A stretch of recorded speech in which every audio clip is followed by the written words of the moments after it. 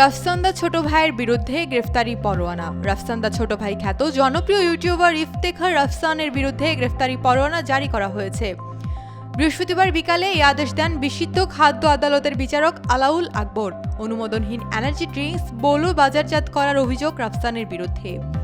এর আগে বলু ড্রিঙ্কস পানীয়টি অনুমোদনহীন হওয়ায় বিশুদ্ধ খাদ্য আদালতে আবেদন করেন নিরাপদ খাদ্য কর্তৃপক্ষের খাদ্য পরিদর্শক মোহাম্মদ কামরুল হোসেন। আবেদনে তিনি বলেন, বলুয়ের কোনো অনুমোদন নেই, এমনকি ওষুধ প্রশাসনও জানে না এসব ওষুধ না পানীয়। এর আগে ইফতেখার রাফসানের বলু ড্রিঙ্কসের অনুমোদিত একটি কারখানায় গত 24 এপ্রিল অভিযান চালায় ভ্রাম্যমাণ আদালত। গোপন সংবাদের ভিত্তিতে কুমিল্লা বিসিক এলাকায় অভিযান পরিচালনা করেন জেলা প্রশাসন ও বিএসটিআই-এর ভ্রাম্যমাণ আদালত।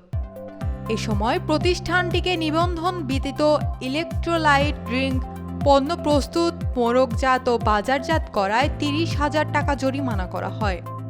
এ সময় প্রতিষ্ঠানটিকে নিবন্ধন ব্যতীত ইলেকট্রোলাইট ড্রিঙ্ক পণ্য প্রস্তুত, মোড়কজাত ও বাজারজাত করায় 30,000 টাকা জরিমানা করা হয়। উল্লেখ্য, গত বছরের 7 ডিসেম্বর বলু নামে ইলেকট্রোলাইট ড্রিঙ্ক বলু বাজারজাত করার ঘোষণা দেন আলোচিত এই ইউটিউবার রাফসান। তখন লিচু ও তরমুজের ফ্লেভার নিয়ে 2 ক্যাটাগরিতে দেশের বিভিন্ন পয়েন্টে বাজারজাত শুরু করেন তিনি।